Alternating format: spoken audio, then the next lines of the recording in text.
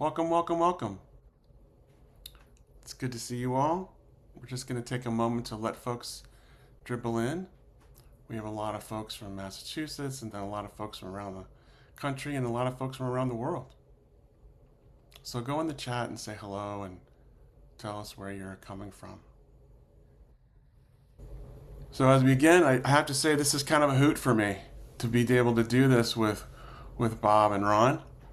I won't spend any time with introductions with them.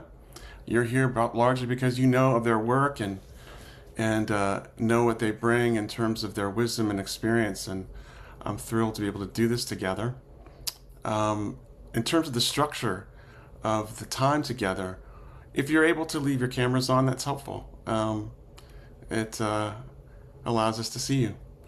And I had said in an earlier, we had said in an earlier email that we wouldn't be using the chat, but because we have such a robust group, we've decided that during the Q&A time, what we'll do is use the chat and scan them for questions we might use. So you might be thinking right now what questions that you'll add later on during our time. The structure of our time will look like this. We'll just begin with some sitting.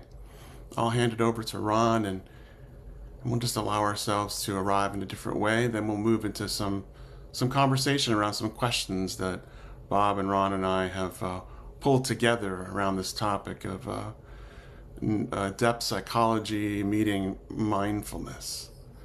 And then for another half an hour, we'll have some Q&A where you can put your questions, as I said, in the chat. And then we'll close with a little sitting at about 2:30. So we hope you can just take a few deep breaths and just to be glad to be here. If you have any specific questions or any trouble, you might chat me directly, and I'll see what I can do to help along the way. So let's begin with just a few minutes of sitting together, and find a comfortable and alert posture. If you're comfortable and you're not driving or some such, closing your eyes, feel free to let your eyes close gently. And I always like to use the image of imagining a string tied to the top of the head, pulling skyward, gently elongating the spine to find a kind of comfortable and relaxed posture. And let's just notice what's happening here and now.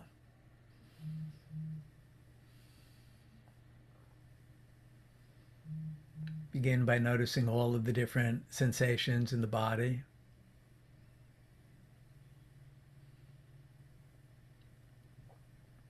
Perhaps noticing the sensations of contact with the floor and the chair.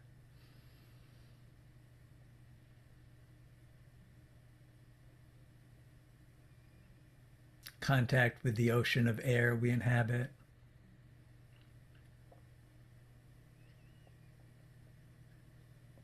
Contact with the sea of sound, my voice, any other sounds that are around.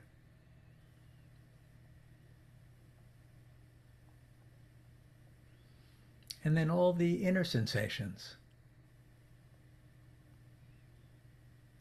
Warmth or coolness. The breath breathing itself.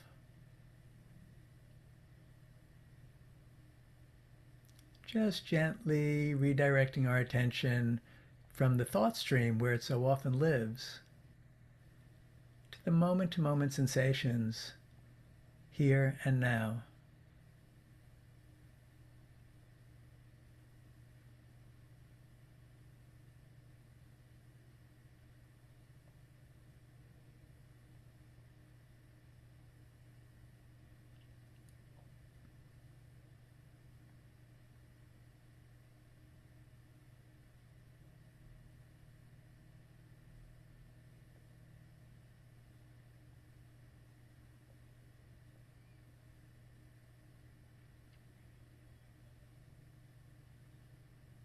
And if the mind is busy and generating many thoughts, as it often does, you might try narrowing the focus of attention.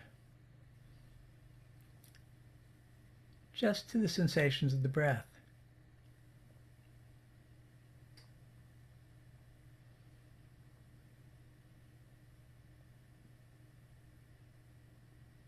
Noticing the sensations of each inhalation and each exhalation.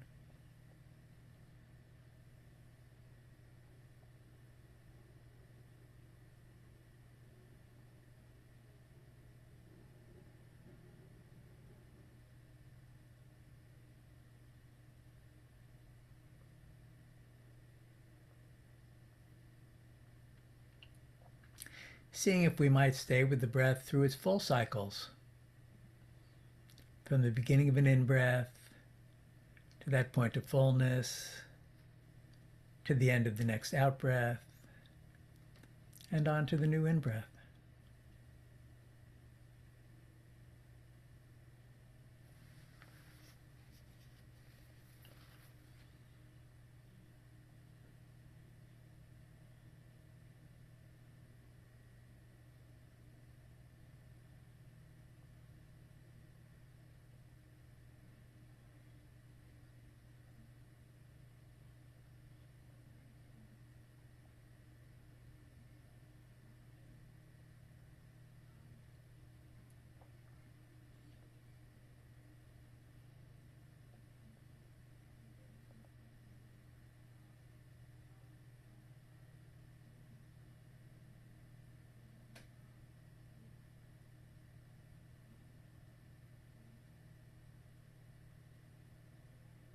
Seeing if we might greet whatever arises with acceptance,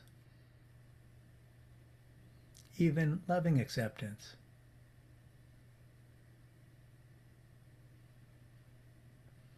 As though this consciousness, as it's unfolding right now, is as it needs to be.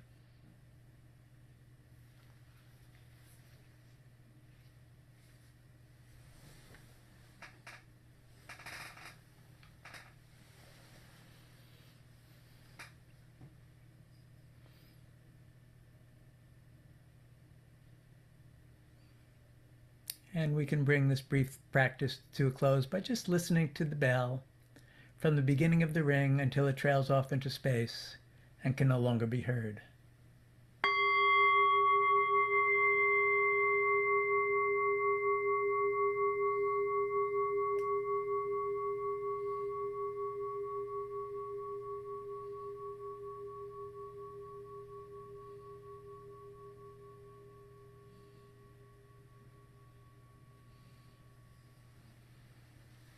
Welcome, everybody.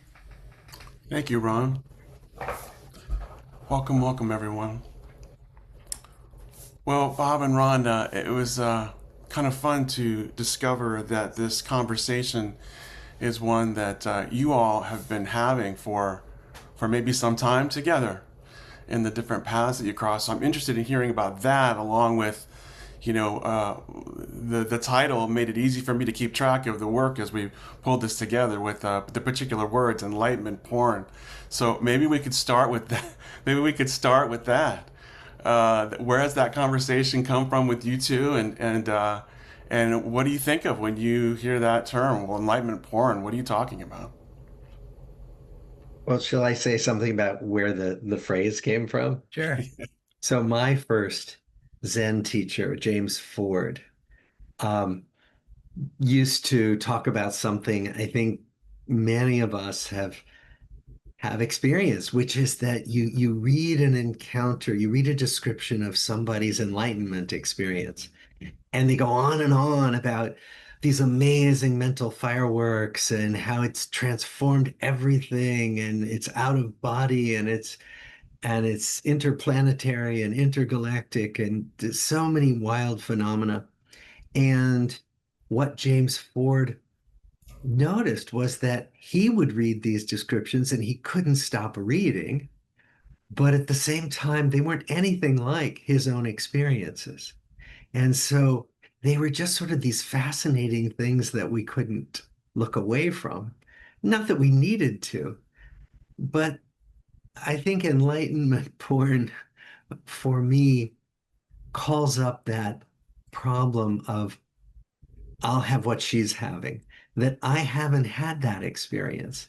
Of course, each of these descriptions is different from every other, as it would be, but also that they're not my experience, maybe not the experience of many people, but it can leave me with a feeling of, oh, I don't have the right stuff.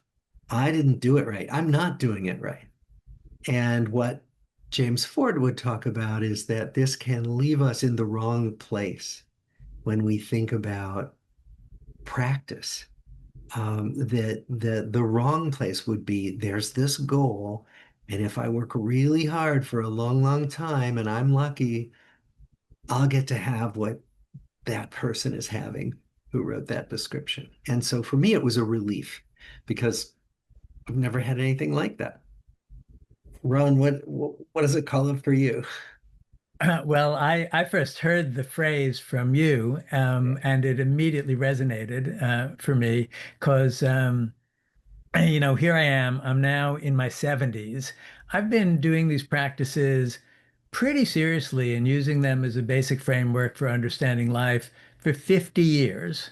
And not only that, been a psychotherapist, a psychologist for much of that time. And I'm still, most accurate description would be, well, still crazy after all these years, totally neurotic mess. And, I have a few hypotheses to understand that. One of them is I'm just really, really inadequate, I just never did the work to get over being picked last for the kickball team in elementary school. Or That's it. That's it. that it must be that. Well, maybe that isn't.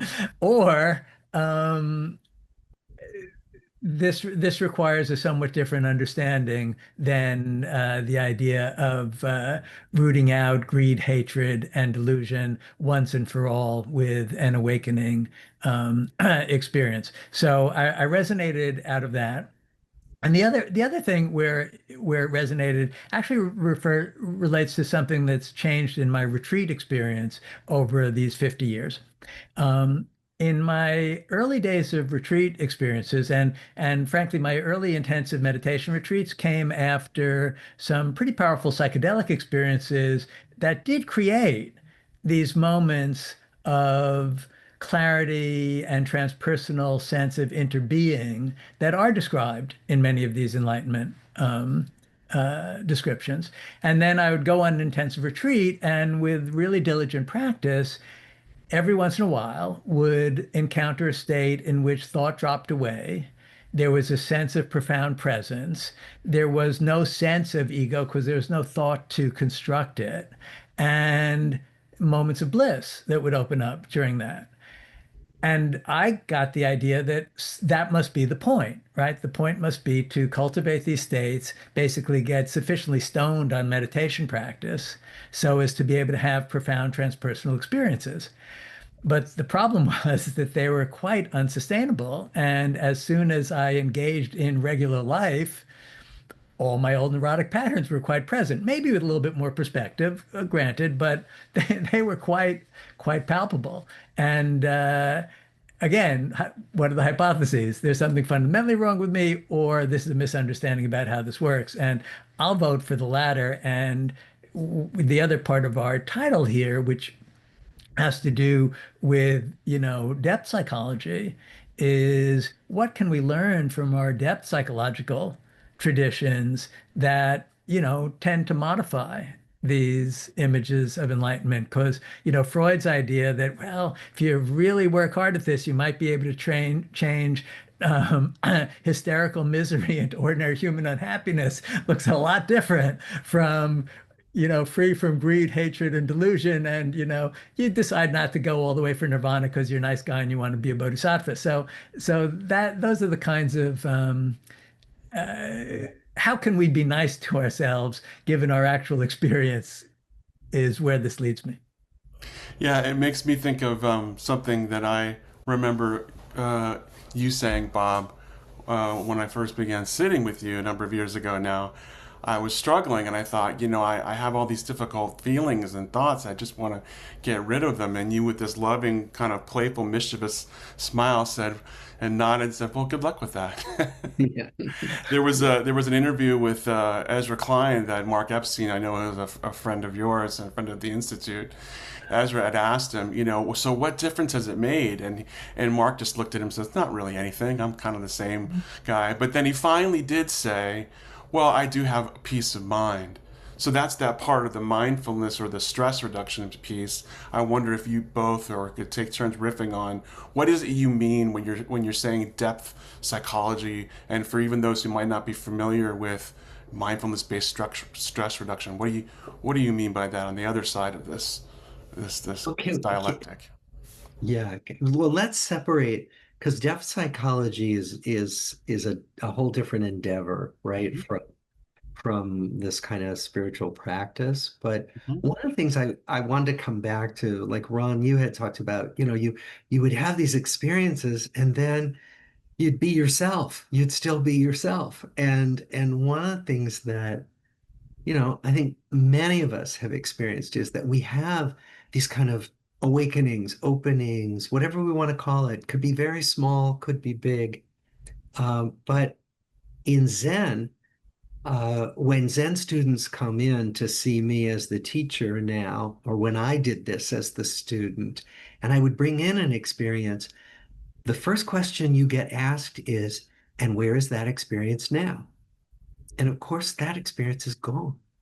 And that's okay. I think what many people do, many of us do, is what you did, Ron. You try to get it back. I want that. I want more of that experience. That's what I'm supposed to be doing.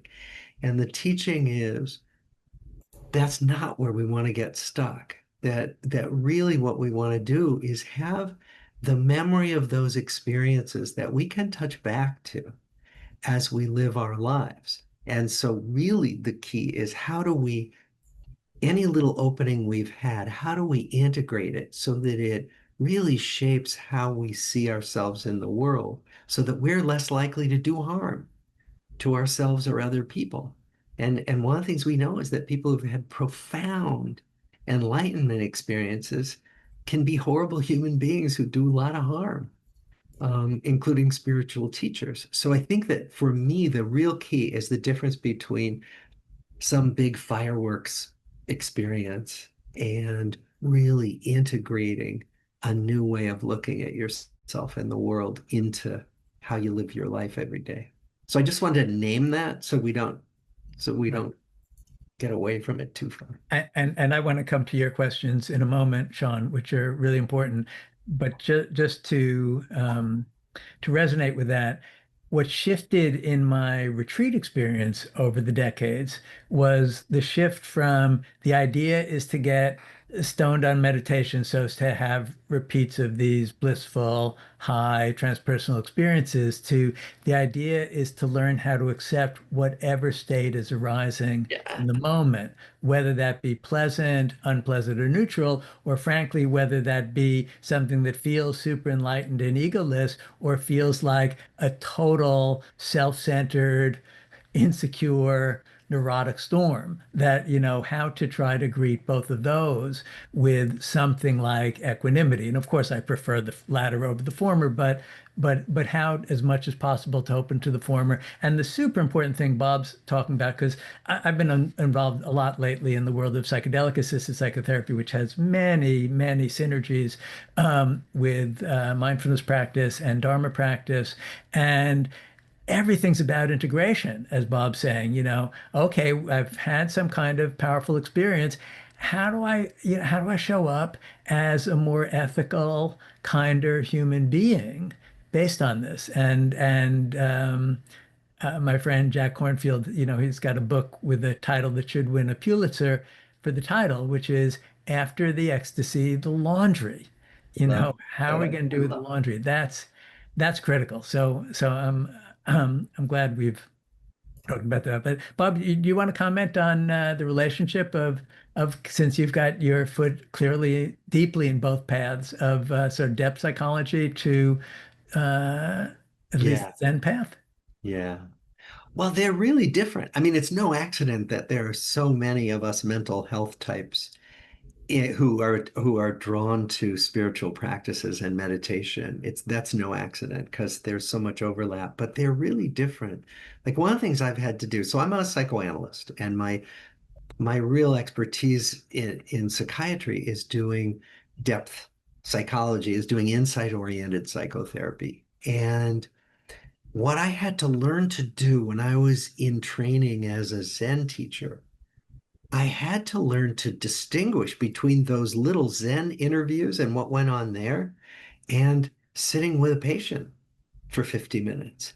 And it's still an ongoing thing, but what what depth psychology does is it looks for the roots of, the source of many of the things that are shaping our lives right now. And that can be super helpful because it can help us make sense of things that don't make sense in the present. Why do I keep doing this? Why do I keep making those choices when I know it doesn't work? And that putting them in the context of the past can be so healing and so empowering to do different to open up different possibilities. So that's all good. But the the practice of Zen, and I don't know about other traditions like Vipassana, is that in our interviews, it's always about what's here right now. So, the Buddha has this story of the man shot by an arrow, and the man who's shot by the arrow is in pain and he needs to get the arrow out. He's not asking, initially, who shot the arrow, what's the arrow made of? What was the trajectory of its flight? No way. He just needs to get that arrow out of there. And what the Buddha talked about was the priority of relieving suffering. And true enough, depth psychology has a lot of potential to relieve suffering, but this kind of coming into presence is one way to kind of quickly um, ease some of our suffering. And so what I do as a psychoanalyst and a Zen teacher is try to distinguish between what's here right now that I immediately ask my Zen students. And yes, let's look at how you came by this honestly and how it's shaping your life, which I do a lot of with my therapy patients. And I think there's another aspect of depth psychology which sometimes spiritual practices, whether it be Zen practice or say a Vipassana or insight meditation tradition, can miss, which is most depth psychologies when they're looking at where this came from, hit upon times we've been hurt.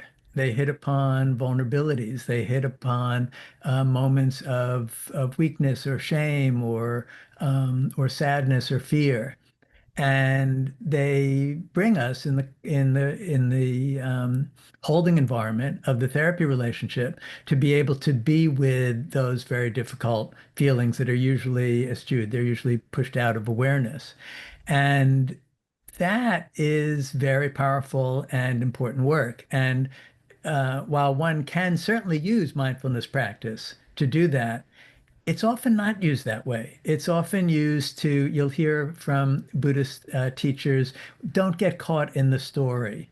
And Yeah. I've had many conversations with another friend of ours, Dick Schwartz, who many of you know developed internal family systems, who used to have a very skeptical attitude toward mindfulness practice, saying, it's all about spiritual bypass. It's all about just being in the present, not being interested in the story. And what happens is our vulnerable parts, what he would call exiles, are neglected. So I think, and I think that can be used that way. And one of the challenges that we really have as psychotherapists who are interested in these contemplative practices is how do we both do what Bob's talking about, which is being really present to what's happening here and now, and honor that one of the things that's happening here and now may well be all sorts of vulnerability that's left over from hurts in the past.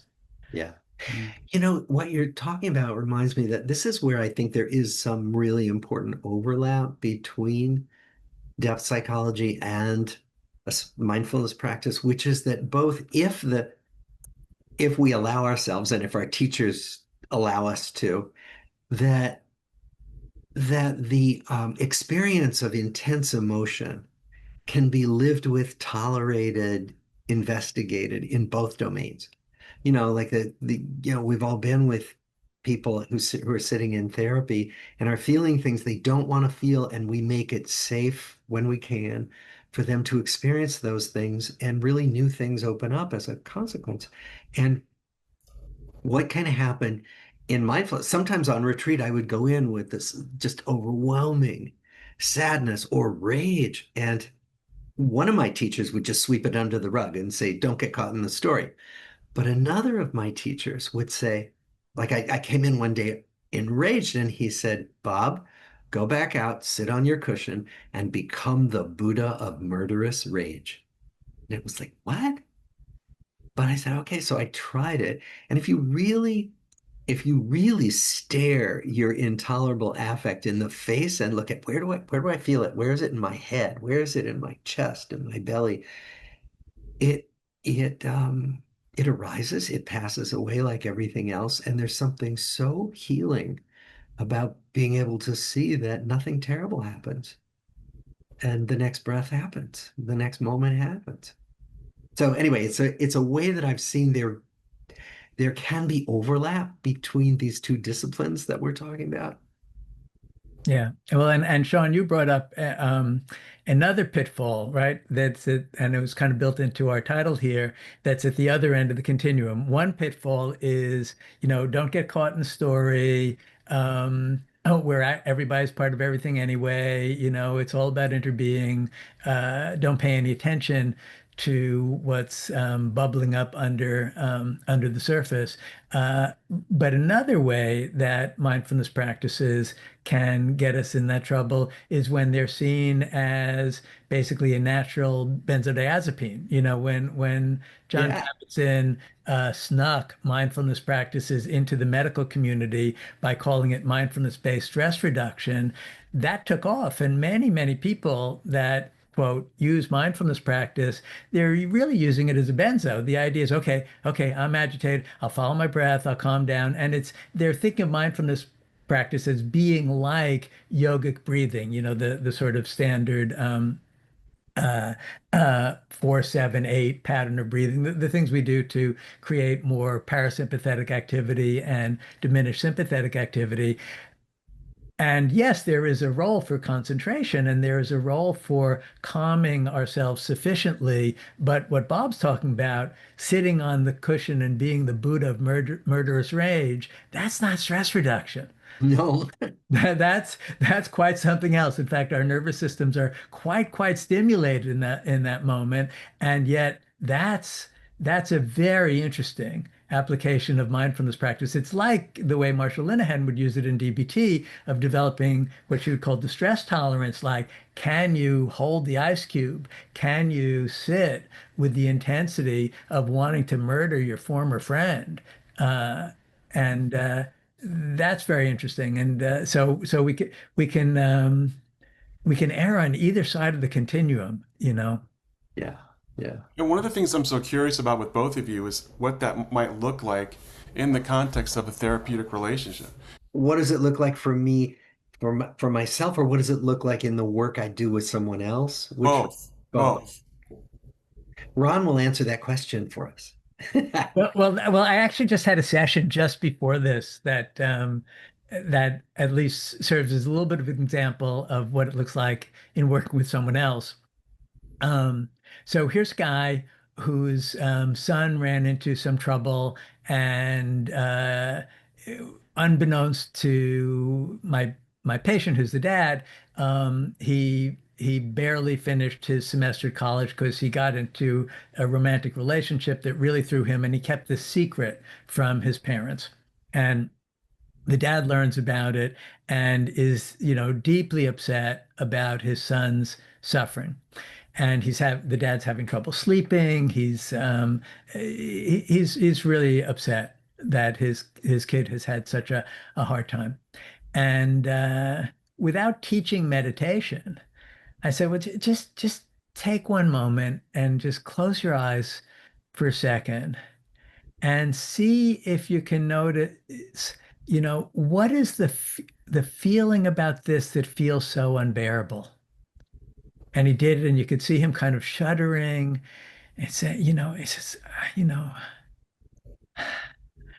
I feel like I failed my son. Mm. And then he started saying, and I said, no, no, just stay with that feeling. Stay with it. What does that feel like in the body? Oh God, it's this pressure on my chest. It feels like deep, deep shame. What does that remind you of? Oh, when I first was starting my business, I really tried to be a good dad, but there were a lot of dinners I missed, a lot, and it starts opening into all this stuff, but all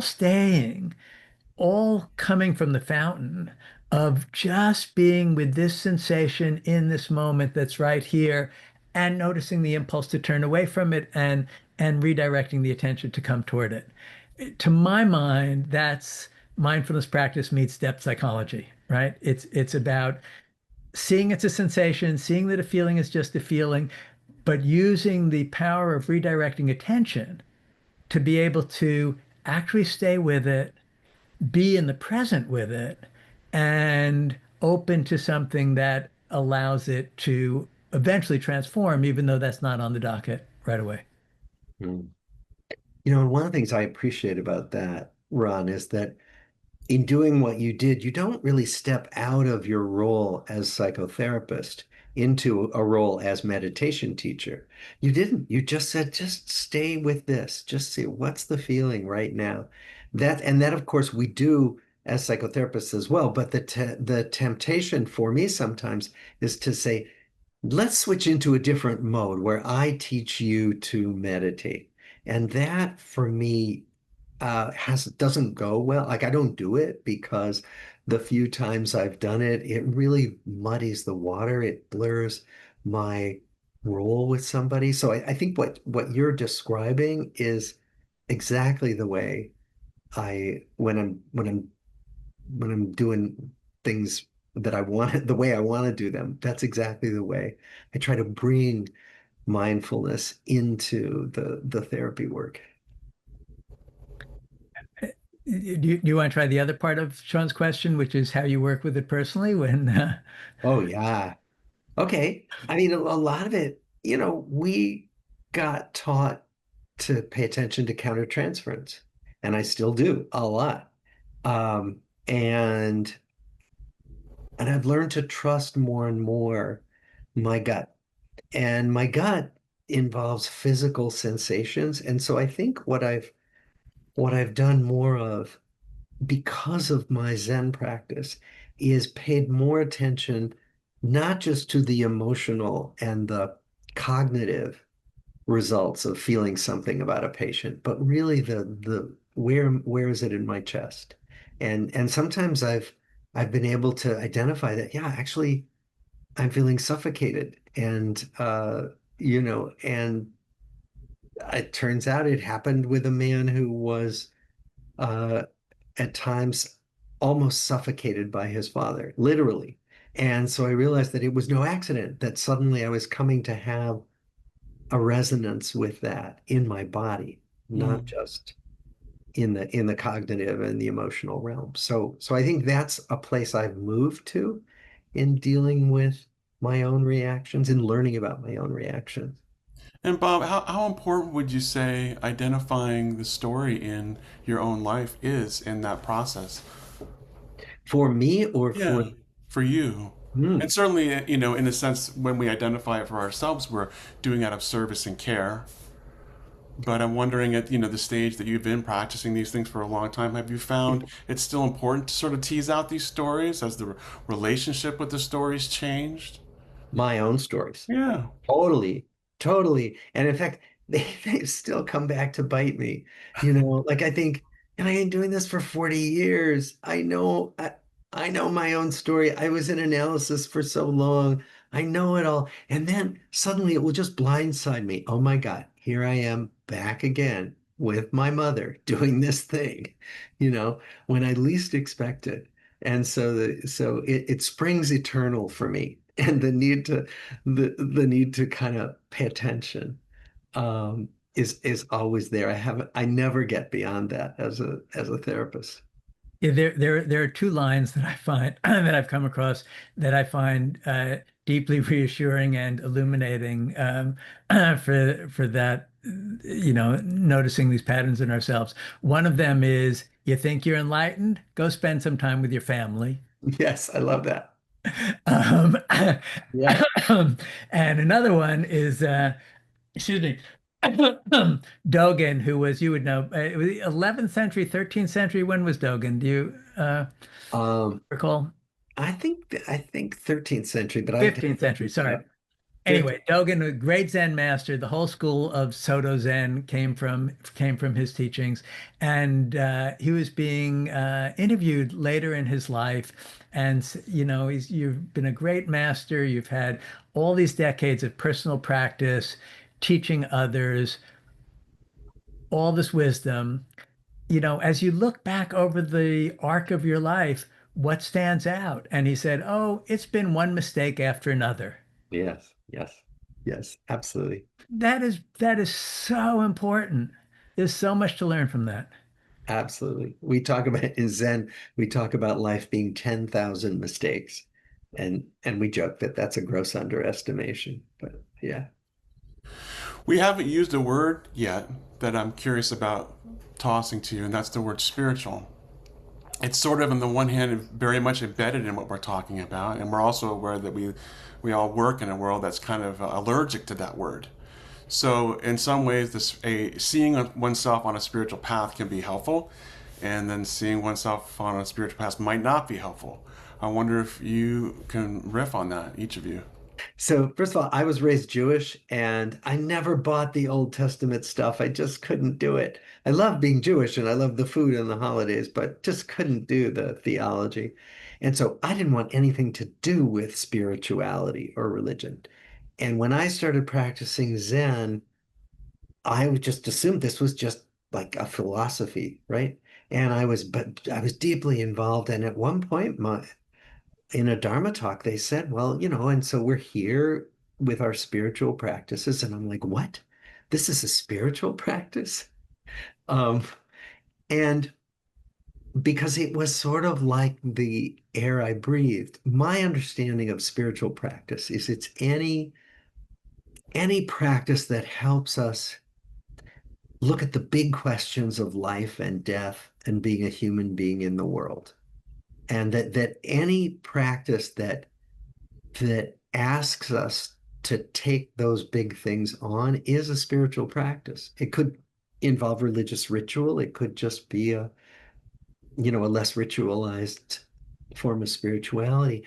But for me, it's very different from mindfulness as a benzodiazepine or mindfulness as, you could learn to be a really mindful safecracker and get great at it, right?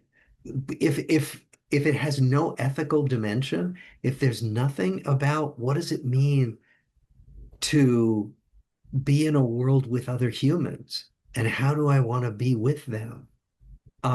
If there isn't that and it's just a technique for calming your nervous system, for me, I realized I have no interest in that, even though that's at first that's what I wanted. I wanted a benzodiazepine. That's why I went to my first Zen meditation session. So that's a long riff on spirituality, but I'm so glad that I found this way of thinking about myself and my life and my death that I never had before. So, Ron, spirituality. Yeah, I also came at this as a totally secular, cultural Jewish kid from New York, but who had a profound transpersonal psychedelic experience at the age of 17, in which sense of separate self fell away and a sense of unity with nature and the larger world was quite palpable. And that got me very interested in exploring this. So I became a spiritual seeker, albeit not particularly drawn to supernatural accounts. interested in what are the things that shift our perspective so that we're no longer identified with ourselves as separate organisms, but feel part of something larger. And I would say that that's another dimension to spirituality that maybe separates it from philosophy more broadly. Because as I was hearing your description, Bob, I was thinking, well, that's spiritual paths, but also philosophy, whereas spiritual paths and spiritual practices tend to include connecting to something larger than oneself, whether that be God or nature, the human family, something like that. And that I think is pretty important. I mean, you have written a best-selling book and led the world's most profound study or most detailed and longest running study on human well-being, and connection plays a huge role. You can talk to us perhaps about that more, Bob. But so it's clearly important for our well-being. And there's something about a spiritual path which is interesting because spiritual paths all contain, in some way, trying to let go of self-preoccupation and move toward connection to something larger. Yeah. And on the one hand, I'd argue from my own personal experience as well as clinically that self-preoccupation is an important common denominator in all psychopathology, whether it be an anxiety problem, a substance problem, depression, even a psychotic disorder. We're very focused on ourselves, Mm. right? In all of these. So moving away from self-preoccupation, that's really valuable and important clinically. But in the process of doing that, there's a lot of danger for spiritual bypass. Oh no, it doesn't bother me what you said because my focus is on learning to let go of ego and be a generous human being. Or, oh no, that's in God's hands. I don't mind that you just did that to me, etc. An awful lot of denial of our mammalian nature, denial of the fact that sex and aggression play huge, huge roles in all of our psyches, or at least in mine, and that we can't just skip over this stuff. And so that's that's some of the negative part. Some of the positive part of thinking of oneself as a spiritual path is this idea, and we see this in depth psychotherapy also, that everything is a teaching. Okay, that Mm. difficult person at work, what are they illuminating about my vulnerabilities, about my reactivity, about my fantasies of how the universe is supposed to be structured? That whatever is difficult is actually something that we can learn from. That is an element of thinking of oneself as being on a spiritual path, whether you think of it in secular or religious terms, which Yeah. I think of as super valuable. So that's a number of different there are a number of different facets of this that come to my mind. Yeah.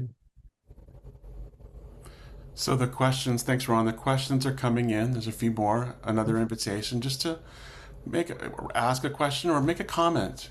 How is all this sitting with you right now as you practice? What's standing out? Are there phrases and words that are ruminating and making their place in the forefront of your attention? Sean, I'd be interested in your take in particular because you hold a position of having been clergy, and so how do you think of the kind of the question you asked us of the importance and the value and perhaps drawbacks of seeing this as spiritual practice or being on a spiritual path? Hmm. Thanks for asking, Ron. Yeah, honestly, at times I found myself wanting to hold on to a story that is, well, I'm spiritual but not religious. And then other times I found myself saying, well, I'm just so drenched in religion, I can't ignore it, and I don't feel spiritual at all. I do find folks essentially in the community-based settings with wonderful stories to work with in their traditions, Mm. and yet we can get attached to those stories, and learning to work with those stories can be part of that holistic endeavor of essentially the relationship we have with uncertainty and not knowing. For folks that I work with who are inclined to be more atheistic and say, I'm not religious at all, I often ask them, well, how do you deal with the uncertainty and the questions and of your life? It's like, well, an ultimate frisbee group that meets on Sunday mornings, and we meet with them. It's like, well, there you have it. There's your tradition. There's your, I'm sure it's more in some ways more effective than me just sitting, but in other ways maybe it's not the whole thing. So it creates opportunities, but it also creates challenges because we are people who are meaning makers and deeply attached to the stories that we are aware of and the stories that are subterranean that we're hardly aware of, and that leaning into the depth psychological side of things. So I have a lot of fun being able to work one-on-one with folks, and then in group settings and community-based settings, and calling it all, spiritual and mental health, and my practice with Zen, of course, has been crucial for my own sort of health, if you will, and learning how to navigate and deal with these things alongside it. So, yeah, does that add something maybe? Yeah, thank you. Yeah. Yeah. So I can look at some of these questions that I'm pulling out. Um, there's a question around the relationship between practice, meditation, mindfulness, and compassion. And compassion. I wonder, Bob, let's start with you. In the context of a compassion based, essentially, life, and maybe pulling in these are difficult times that folks are trying to find new ways of thinking about compassion. Ah, well, okay. So, in my experience as a Zen student and in my just personal life, I find that compassion arises naturally, that I don't have to make it happen. I know there are a lot of metta practices that really actively encourage compassion and also self-compassion. But my experience is that whenever I really look closely at myself, at other people, compassion naturally arises. So, Sean, you probably know this because I've given a Dharma talk about it, that I bought a Donald Trump Buddha. You can buy one on Amazon for $13 and change. And I have that Buddha on my altar next to my other Buddha. And I meditate on that every time I meditate. Uh, and I'm doing everything I can to help him lose his job. And I continue to do that. I am very active.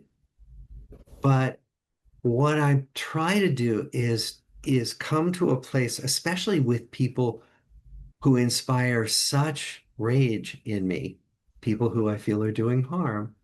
I do a lot of work to try to understand and hold on to some measure of really feeling that these are also humans. This is also one way that the human being comes forth in this world, and that I can have some compassion for this being who sits up at 3 in the morning and tweets venom to the world and causes so much harm. Um, all that is, I'm sorry to take us down a political vein, but it's really a way of trying to understand how I work with compassion, which is to try to look really closely at myself uh, and at the world and see where my heart can go out to even the people I'm angry at, even the people who I feel are hurting the world. Yeah, Yeah, we no, might want to say more about what we mean by that word compassion. Ron, do you want to pick that up? What yeah. what do Well, you mean? How do you see that so word? so compassion, compassion comes from, two parts, the come, which means with, and the passion part, which, in Latin has to do with suffering. So it usually means suffering with, and it's different from just empathy, because I can be empathically joyous with you because I heard that you just fell in love or got that dream job. We don't think of that as compassion. And it's also different from sympathy or pity that have a little bit more of a remove. So it's to be with someone suffering and to also have an altruistic wish to try to help the other. And when I think my own trajectory vis-a-vis compassion, I was a kid who early on doubled down on thought, ideas, words, because that was a realm that I had some skill in, and used it to distance from the feelings of being picked last for the kickball team and other emotional challenges, right? And I really spent much of my adult life using intellect defensively to try to not be with, to try to not really have an open heart, to try to not be with my own pain and the pain of the world.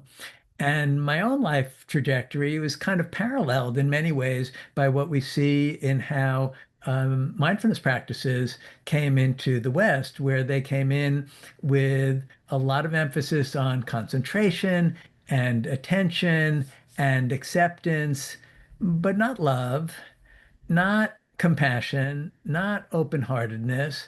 That was implicit. There was some teaching of metta practices in American Buddhist settings, but it wasn't the emphasis, and it certainly wasn't the emphasis in MBSR when and the application of this in psychotherapy. And it's been so interesting to see over the last decades the shift, how people have really come to realize, both in Buddhist communities, that you can't ignore the heart and just do this through the head. It's said in Buddhist traditions that wisdom and compassion are like two wings of a bird. You need both to fly.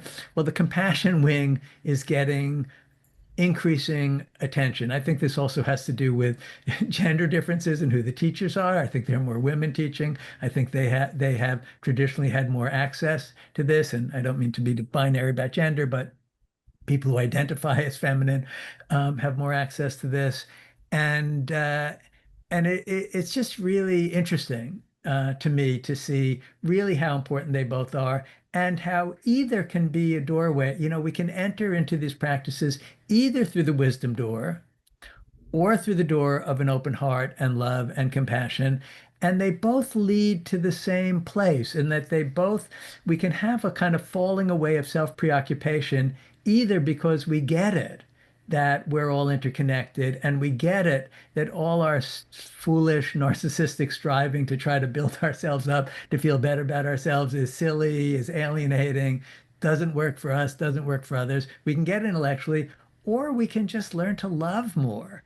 And when we learn to love more, we don't think about ourselves so much. We're not so concerned with self-evaluation, with getting what we want when we want it. We're more concerned with connecting and being with and being together. So definitely two wings of a bird. And it's really become clear to me that whichever of these channels is less developed in any one of us, it behooves us to develop that. And I'm glad to see that the American Buddhist community is really working to develop more of the heart channel. And bit by bit, we're seeing that also in the therapeutic applications of mindfulness. So just a whole number of thoughts about that.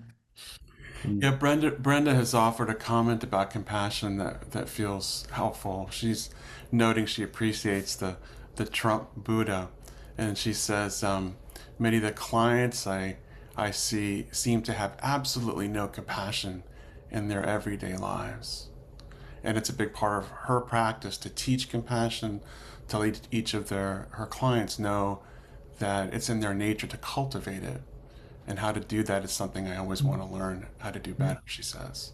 And I want to say one other thing about the Trump Buddha, a fascinating exercise, which is really depth psychology meets Dharma practice here, Oh, yeah, say more. Yeah. which is to pick somebody in the other political party. Well, you've named Trump, and my apologies for those of you on the call, if there are folks on the call Yes, who feel identified with Trump and see Nancy Pelosi as the right. We could who need a Nancy Pelosi Buddha, pick anybody. We could or pick anybody. Obama Buddha or some such. Exactly.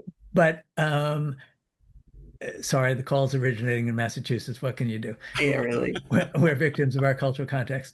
The But to pick somebody who we really dislike or feel anger toward or want to stop and ask the question, how am I like that person?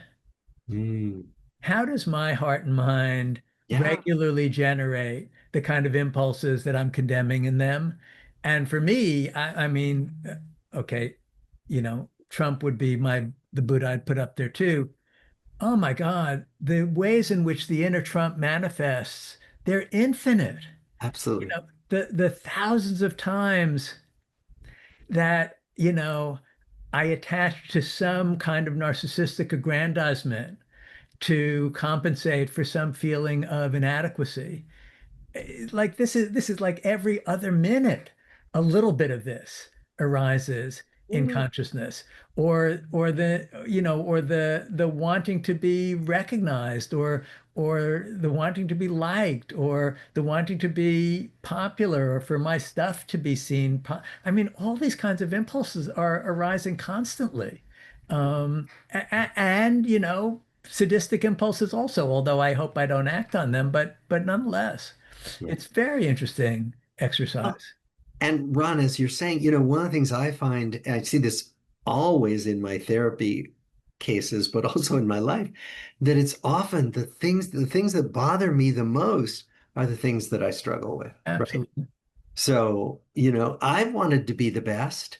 I've wanted to make stuff up in order to make it turn out the way I want it to. I mean, there are all these things that, and so when I point the finger, there's this African proverb, when you point a finger at someone else, there are three fingers pointing back at you.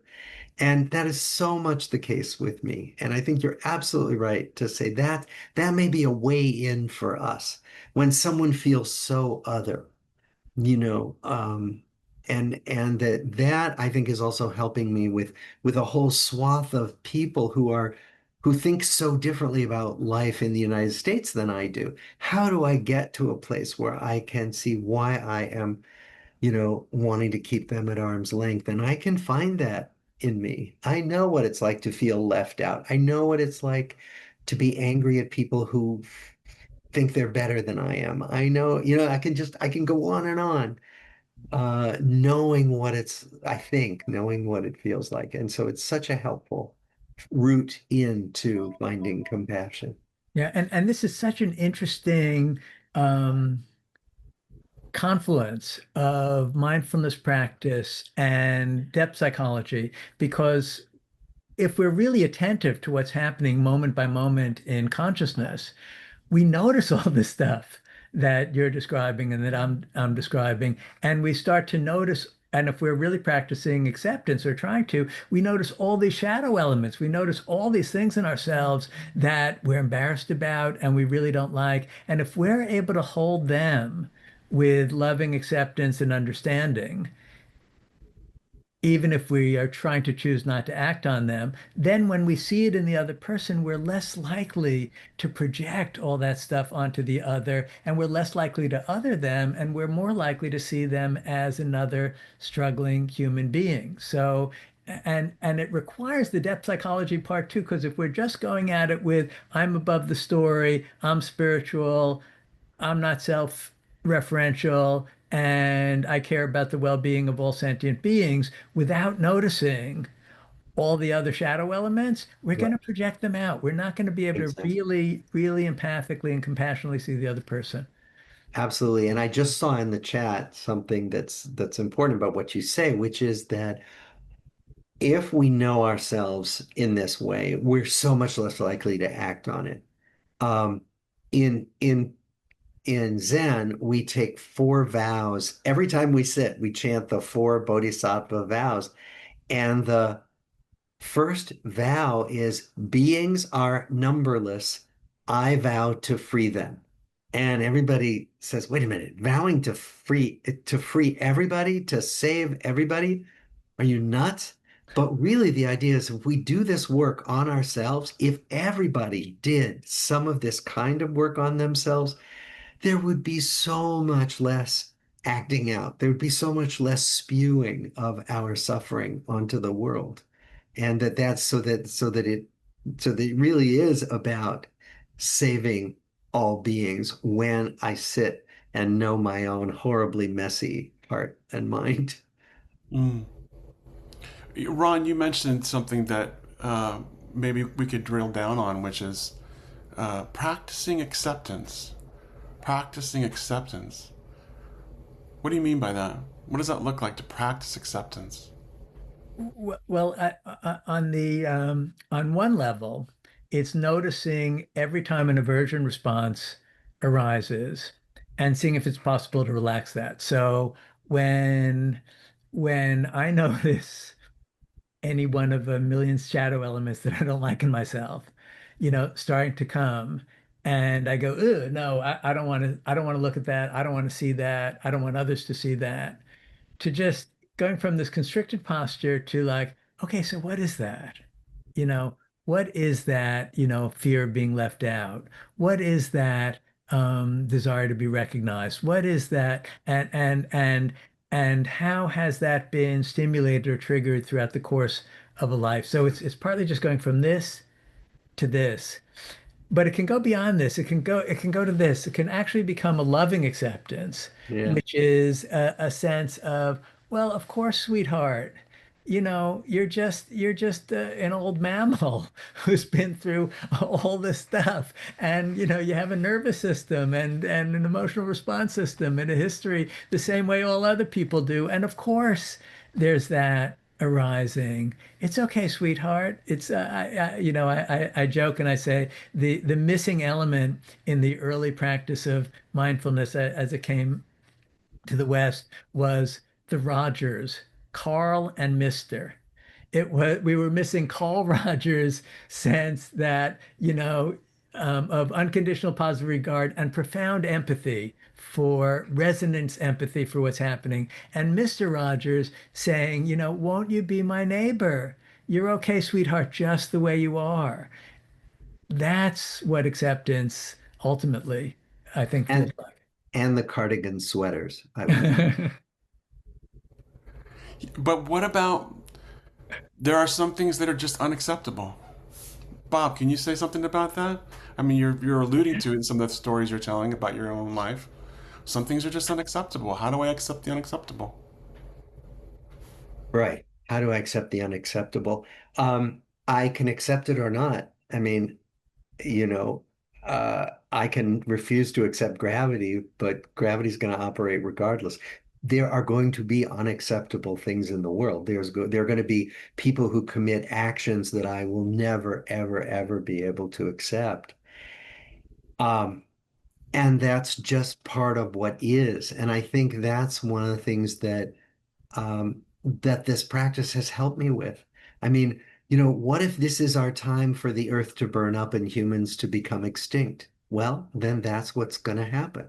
It doesn't mean I'm not going to try to prevent it, but accepting the unacceptable is part of what practice asks us to do. It asks us to look at, well, what is it that's unacceptable?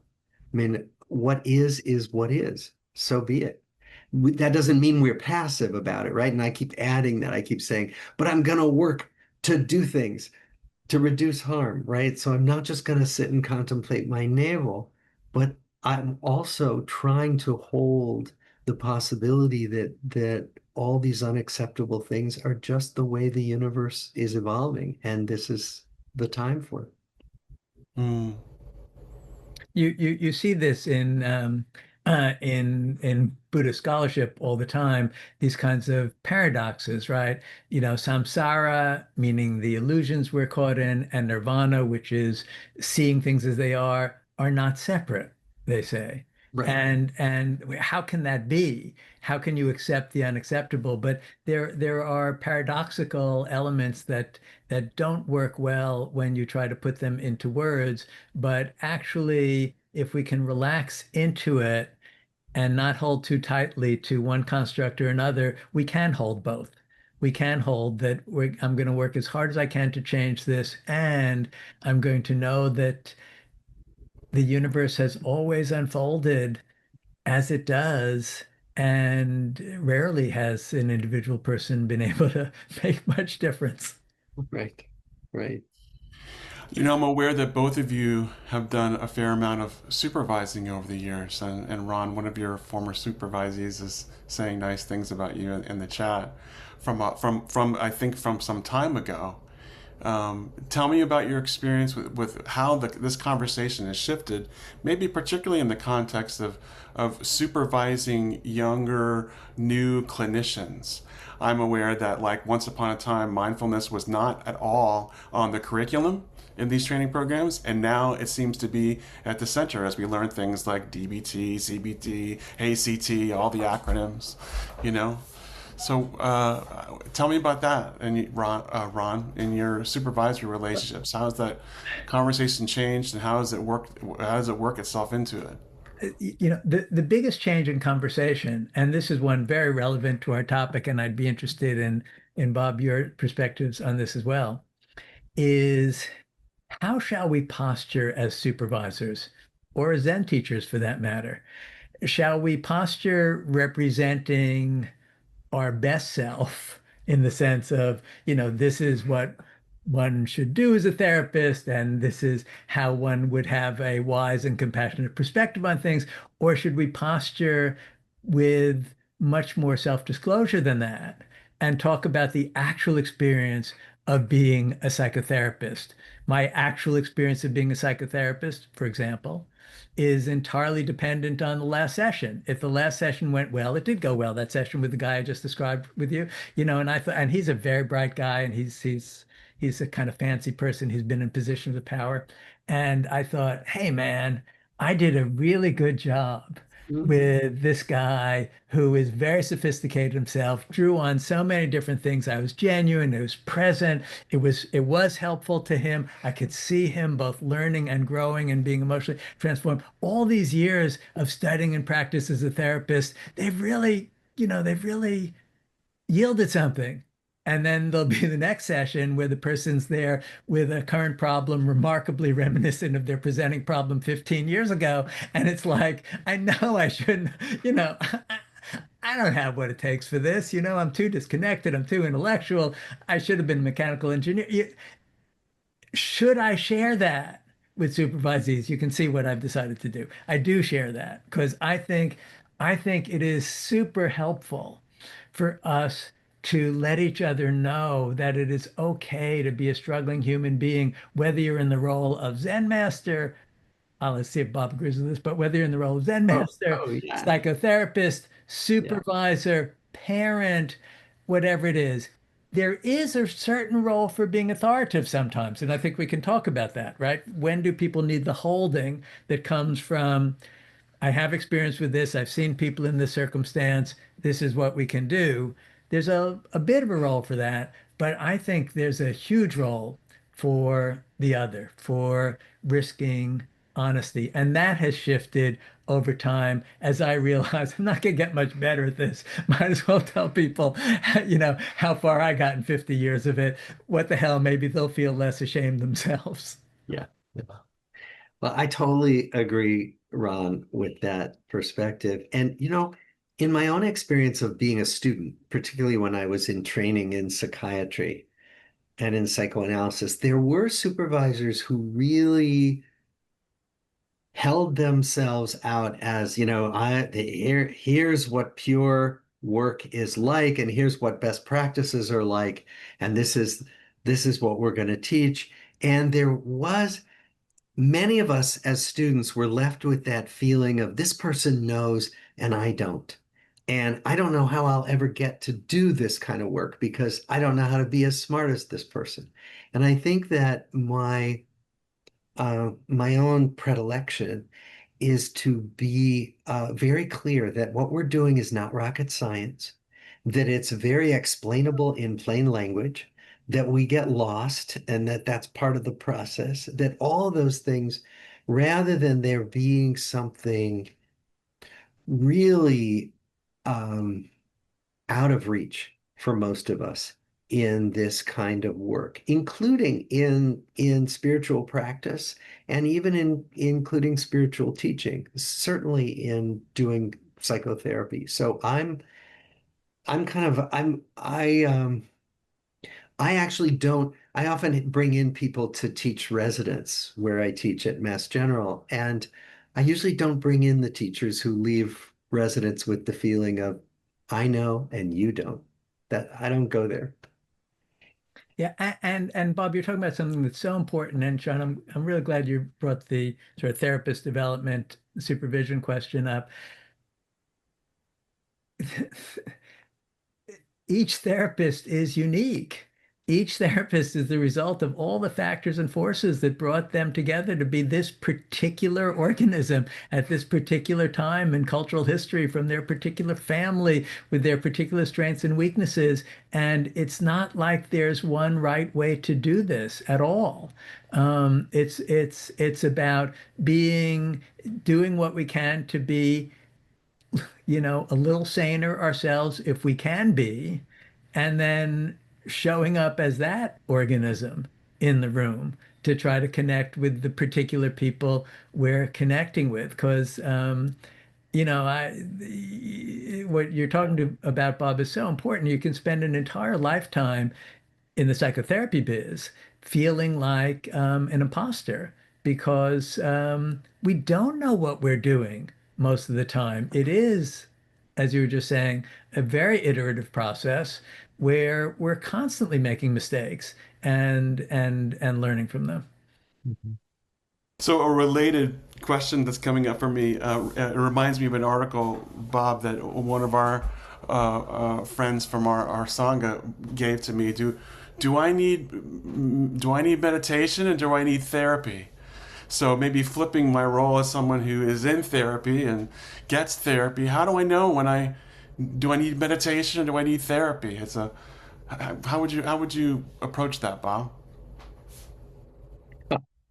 Well, I mean, I know from the point of view of working with Zen students that when people are really struggling with things that do seem to be dogging them from the past and do seem to involve recurring interpersonal patterns, I will often say, could really help you to have some therapy. And we don't, well, obviously they continue practicing Zen. We continue to talk about Zen and I teach, but that's one of the clearer signals for me that somebody really needs something more that I don't rely on meditative spiritual practice to provide. And then I think they can really get help. The other about when people in therapy could use meditation. I mean, a lot of it is kind of when they could use some help bearing the unbearable, when it's the anxiety that they feel they just cannot be with, when it's the sadness, when it's I will often, in addition to the work we're doing, say, this could be of real use. Um, so also many people preoccupied with existential concerns and concerns about the self that to because I think that s- meditative practice helps us see through some of the stories, right? Some of the stories of I'm not good enough, some of the stories of the world has to be this way and not that way. So I will often recommend it. I don't teach it to my therapy patients, but I will often send them to find it. And I would add that insights and realizations don't necessarily generalize from one realm to another. So I could be on a meditation retreat and be really opened up, really sensitized, really allowing all sorts of thoughts and feelings to come and go with acceptance and be in a relatively sane state like that. Come out of the retreat, be talking to a loved one, get triggered because I'm more emotionally sensitive, and finding myself suddenly acting in a rather impulsive, immature way. And it's like, well, that's interesting. This is the you think you're enlightened, go spend time with your family prescription. And there's a lot of things that don't necessarily generalize and that we have to practice and learn in each of our life contexts. Yeah. And a huge life context is our interpersonal life, right? We are super social primates. And so you can do a lot in meditation practice and really have profound understandings of the nature of consciousness and all sorts of things. But then as you move into the interpersonal context, if you're not somehow applying that and learning how that works interpersonally, you could be at a very undeveloped state interpersonally. So, and I think therapy is better with the interpersonal stuff than meditation is generally because therapy occurs in a relational context, particularly if the therapy is relational and the therapist is quite present and is with you not just in constructing a holding environment, but in addressing what's happening in the relationship, whether that be in terms of transference or simply in terms of the real relationship. Mm. Mhm. It reminds me of stories that came out, of the Buddhist monk at the Henry Schlickman event that we did. The Buddhist monk who had to speak somewhere and then disclosed privately that his social anxiety was just overtaking him, and how folks were surprised to hear that, and yet others weren't necessarily surprised by that. Yeah. We are slowly moving towards the closing of our time, and as we move that, I'm interested in your take as two guys who've been. You were doing this work before anybody knew what mindfulness was, and we seem to have had a cresting moment where everybody knew, and almost another panel discussion I feel like we could host is what comes after mindfulness.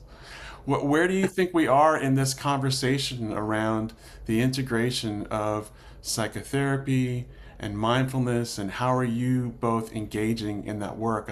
Ron, I know maybe I can think of a very specific way that you are. So where are we in this conversation around psychotherapy and meditation and mindfulness? Well, I've had the experience of going from there's a group of us who became the Institute for Meditation and Psychotherapy, where we're putting this on under those auspices, but that began as a study group. Way back actually began, I guess, in the very late 70s and the early 80s. In fact, Ram Dass and Dan Goleman and a bunch of folks from that generation were part of that study group. And then um, I joined it and many of my colleagues in the 80s. And at that time, it was a secret society, right? Like we didn't talk about the Boston area was heavily psychoanalytic. And who's going to talk about this in a clinical meeting or in supervision? Nobody wanted to be accused of having unresolved infantile longings to return to a state of oceanic oneness, which is how the analytic community viewed this stuff. So we were like secretive. And then, then empirically supported treatments became all the rage. And then we didn't want to talk about because who wanted to be seen as a religious mystic, right, in the age of science. We have certainly flipped now to something which I find almost equally troubling, which is people coming out of graduate school saying, "Oh, I know all about mindfulness practice. I use that all the time in my work." Yeah, And you that's ask them about their personal practice, and they say, "Yeah, a few times a week, I'll sit for 5 minutes or 10 minutes. I find it calms me."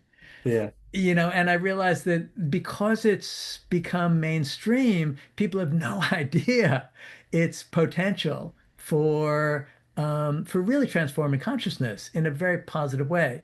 So I now worry about that its profound potential to transform consciousness is a bit lost. In terms of predicting the future, yeah. I have no idea. Well, one thing I would say is I don't know that psychotherapy and meditation ever need to be integrated. They're different. They're like a Venn diagram. They've got overlap and really rich overlap, and that's great.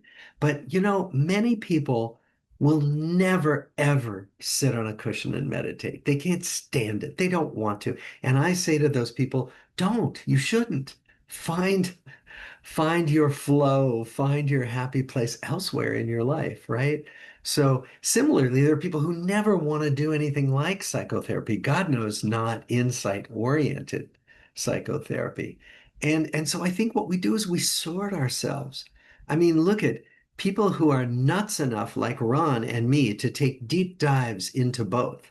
I mean, you got to be pretty pretty concerned about some fundamental issues to take all this time and make all this effort, really immersing yourself both in psychotherapy and in meditation. And I think that's just who we are. I think we selected ourselves to do that. And I bet hopefully many people on this call are similarly nutty enough to want to do this. And it's wonderful. I'm so glad that these things were there for me.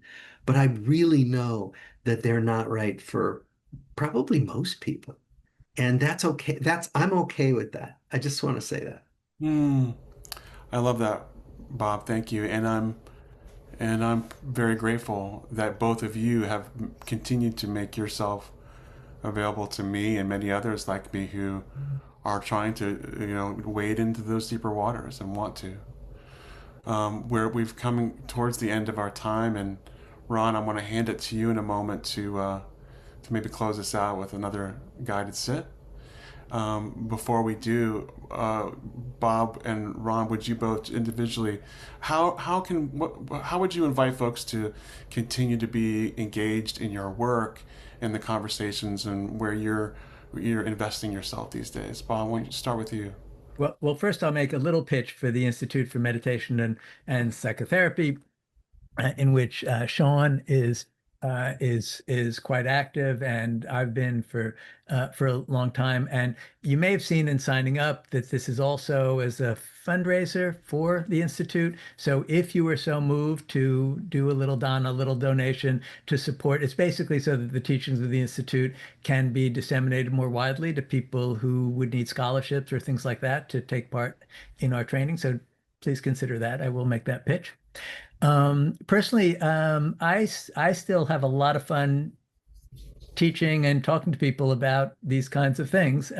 And I do a fair amount of it. And the easiest way to access that is at my website, which is drronsiegel.com. And I invite you to do that. And please, if you are at all interested in this kind of stuff, please join the mailing list because I'll send out both stuff that I'm doing, but also I'm part of a lot of these different they now call them summits, but all sorts of things where there's a lot of really great free content from people who are really smart and interesting and often wise and compassionate, and I share that notifications of those. So that's how you could know more about the stuff that I do. Yeah. And same for me. I mean, my website is probably a good place to start. It's robertwaldinger.com. And you can even get links to my Zen group on Monday nights, which is online. And whatever, there are a variety of, I also have a newsletter where I try to put Zen concepts into language for people who would never go near Zen. So that's another thing. And you can find out about that on the website. Wonderful. So as we turn to Ron, maybe I could invite you to go to the chat and just put a word in there that you want to offer up that reflects your experience here today. And thank you so much for carving out time in the middle of the day. Be on the lookout for another email with an opportunity that I'll offer in a month or so for a smaller group to continue this conversation, maybe in a deeper way. And Ron, I'll hand it to you. All right. Well, thank you everybody so much for for being with us. It's always a delight to talk about these matters, and thank you for your questions and your comments. So let's take a moment to integrate this by stepping out of the thought stream. And again, finding a comfortable and alert posture. You might use that image of a string tied to the top of your head, gently pulling skyward. Hmm. And just notice the state of the body and the state of consciousness after listening or participating in this conversation.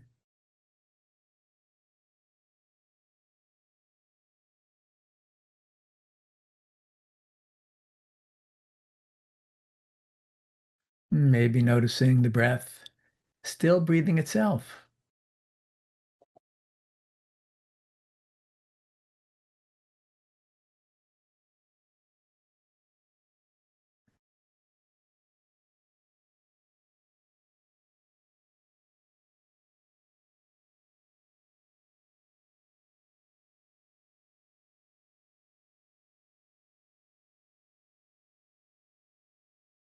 and seeing if we might greet whatever arises in awareness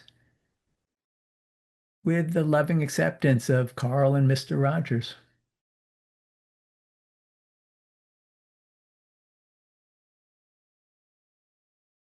Opening to it with some sweetness. It's really okay. It's all welcome.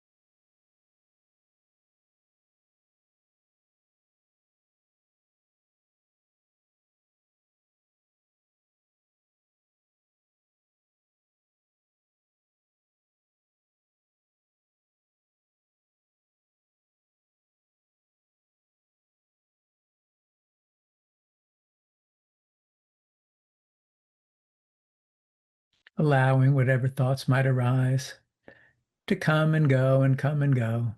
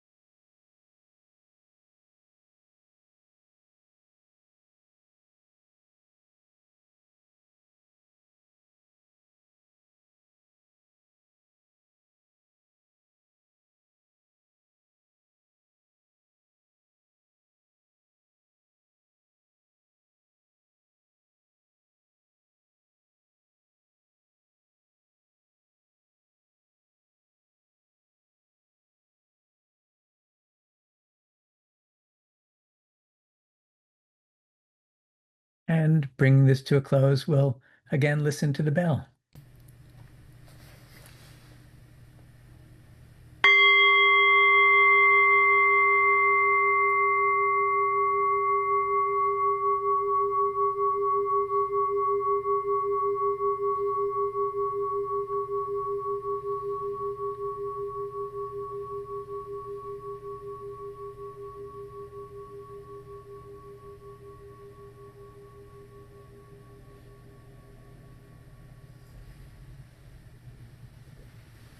Thank you all. Hope to see you again soon.